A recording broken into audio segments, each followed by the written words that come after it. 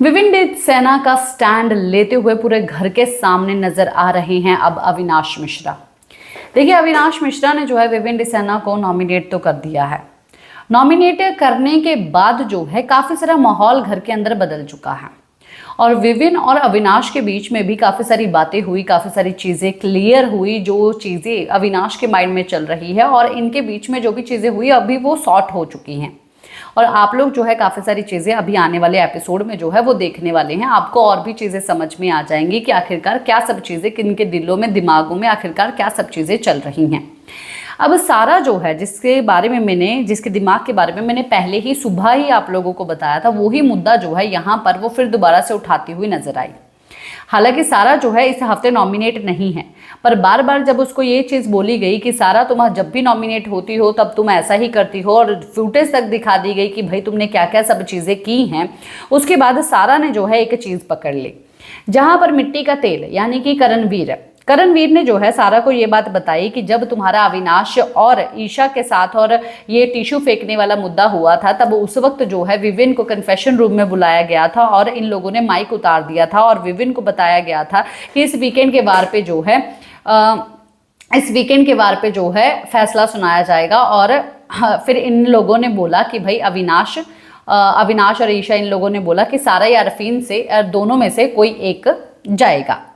तो ये चीज़ें जो है पुरानी चीज़ों को इवन कनेक्ट भी कर रही है। रजत दलाल को भी इसने सुबह ये बात बोला कि अच्छा हाँ यही चीज़ हुई थी, मुझे करणवीर ने बताई है, जबकि ये बातें जो है बिल्कुल भी मानने के लिए रजत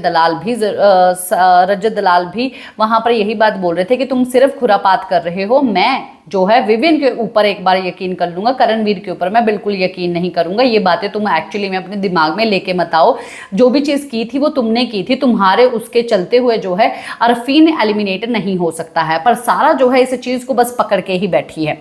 सारा जो है इस चीज़ को यहाँ पर फिर दोबारा से खोलती है और विविन के साथ जो है लड़ाई करने लग जाती है कि विविन ने जो है ये चीज़ें की और अरफीन को जो है वो भेज दिया है,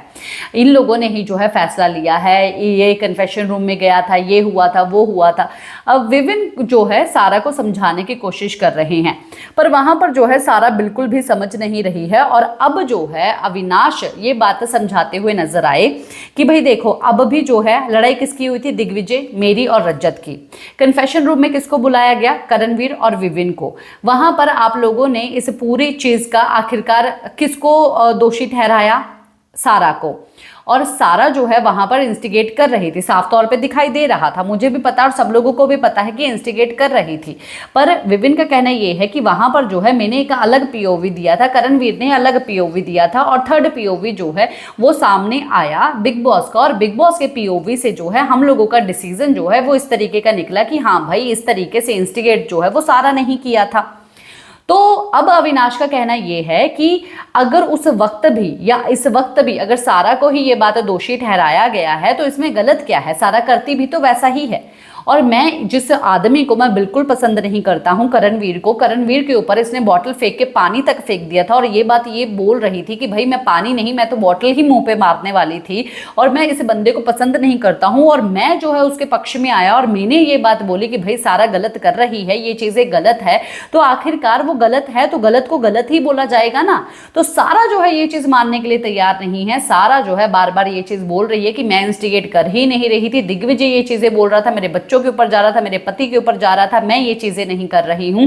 तो इन पूरी चीजों का मुद्दा जो है बना पड़ा है, सारा जो है दोषी ठहरा रही है इन सब चीजों के ऊपर विविन सेना को, जहां पर विविन सेना का पक्ष लेते हुए जो है अविनाश मिश्रा पूरे घर के सामने खड़े हो चुके हैं। जो लोग काफी ज्यादा खुश हुए थे कि भाई नॉमिनेट करने के बाद जो है इनकी दोस्ती टूट चुकी है, पर इनकी दोस्ती जो है और भी ज्यादा गहरी होती हुई दिखाई दे रही है कि भाई अपने सब चीजें जो है इन्होंने मुंह खोल के सामने रख दी है और जहां पर जरूरत होगी मैं आपके लिए खड़ा जरूर रहूंगा, यू आर माई ब्रदर। इसी के साथ मैं लेती हूँ इजाजत, नमस्कार।